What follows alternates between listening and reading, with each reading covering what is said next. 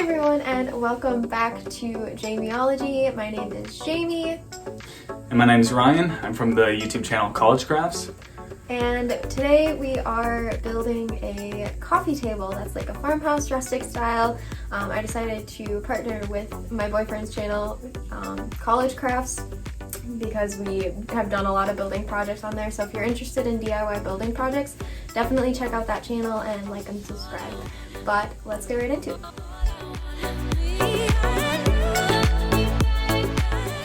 So for this build, we've procured a little bit of a material list. That is 7 2-inch by 2-inch by 8-foot boards, 2 1-inch by 8-inch by 8-foot boards, 1 1-inch by 8-inch by 4-foot board, 2 1-inch by 4-inch by 8-foot boards, and 3 boxes of Craig screws, one being 1 inch, the other being 1 1/4 inches, and the last one being 2 inches. We started this project off by making the top of the coffee table, and we did that by taking our 1x4 by 8-foot boards and cutting them 42 inches from outside corner to outside corner. We cut each of these boards at a 45-degree angle so that when we had the finished product, no board ends were visible on the outside of the coffee table. Once all 4 boards were cut, we laid them on the ground and lined them up together using a square to make sure that they fit perfectly together. Once we were sure that the border was square, we straightened out the miter saw to 0 degrees and grabbed the 1 by 8-inch boards. We cut all these down so that they would fit flush within the square, which for us was about 35 inches, but that will give or take depending on the width of the 1 by 4 inch, because as factories put out the boards, they're going to be slightly deviating in width for the 1 by 4s. So we cut the 1 by 8s to fit the slight deviations within the boards.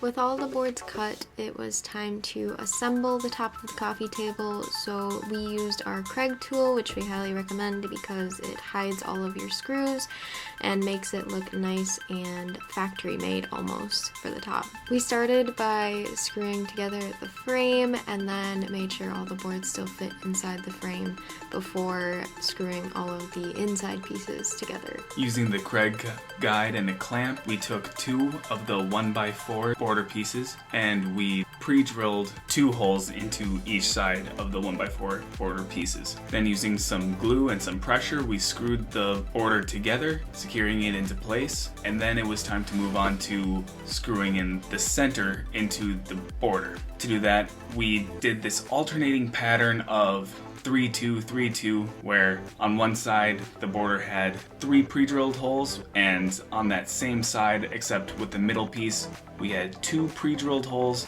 and then on the next piece over we had 3 pre-drilled holes, and then on the other side 2 pre-drilled holes, alternating all the way down. Gluing in between each piece, we also pre-drilled 2 holes onto the side border where the ends of the 1 by 8s would be going in, then screwing them all into place. We sanded the top of the coffee table flat as we had some ridges sticking out and some glue that leaked out of the boards as we were putting them together. Next up, we needed the 2 by 2 by 8 boards. Since we didn't really want to buy stuff, keep in mind, we try to do things for cheap. We had some reclaimed 2x4s that family had lying around, and using a table saw, when you can also use a circle saw if you don't have the means to purchase a table saw, split the 2x4s in half, giving us 2 2x2 by 8s, and we did that with 4 boards so that we could have the 7 that we needed to put the table together. Now that the 2x2s were cut, we could start assembling the frame of the coffee table. So we began by cutting the legs, which we cut to 18.5 inches as we wanted a slightly taller coffee table, and we cut 37-inch pieces for the bottom and top of the frame. In total, you will need 4 18.5-inch pieces and 8 37-inch pieces to form the base of the frame. This doesn't include the support beams that we added for aesthetic reasons and the braces that go in the middle to support the top and the bottom shelf. Then using a Craig guide and a clamp, we pre-drilled the 2 holes onto the 2 bracers that will be going off one panel of the frame and glued and screwed them into 2 of the legs, the top bracer being flush with the top and the bottom bracer being 3 inches from the bottom, and that is from the bottom of the 2x2. We did this 2 times for 2 sides of the coffee table, and then using a miter saw set to 45 degrees, we cut 2 2x2s at 17.6 inches, and these will be aesthetic supports that we pre-drilled 2 Craig holes into each side on the bottom so that you wouldn't see them, and glued and screwed them into the legs and base bracer. Next up was attaching the 2 sides together with the other 37-inch pieces. We used Craig holes, 2 in each side of each 37-inch piece to attach them to the other sides of the coffee table. After we had the base put together and level, we added these 2 support beams to both the top and bottom to make sure the top and bottom shelves are sturdy.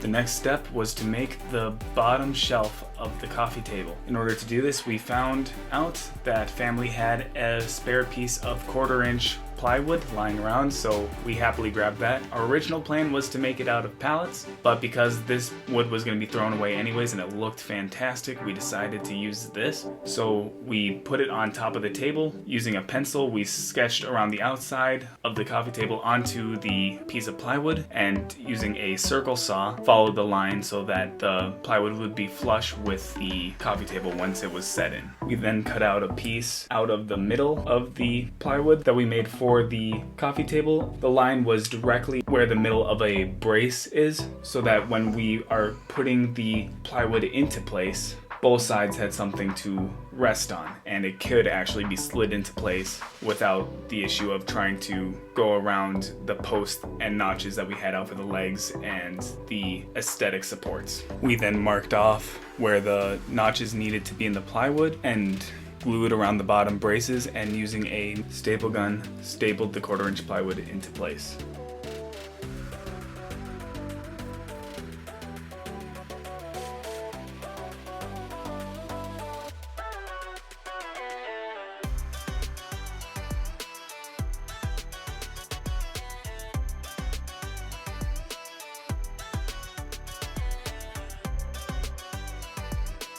We then sanded down the outside of the coffee table just to make sure that everything was flush and looked nice, and then we began staining. So we decided to stain the bottom a antique white color just to give it some brightness, and we stained the top a dark walnut color, which ended up really pretty, and we loved the color contrast that came out of it. It was perfect for our space. When one is staining, they need to always remember to, after they apply it, wait a couple minutes and then wipe it off, because if you don't wipe it off, you're going to get what looks like paint drips instead of a nice clean stain of the wood. So always paint on. We like to paint on with foam brushes and then wipe down with some paper towels a couple minutes after to give it a really nice finish. The last step we did was to put glue on the top of the frame and attach the top of the coffee table with 2-inch screws coming up from the bottom of the top brace into the top surface, making sure that the top surface was centered. And here's the final product.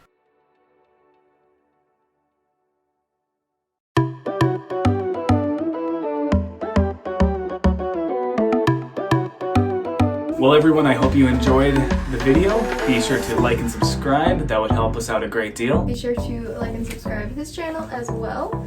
And thank you so much again for watching, and we'll see you next time.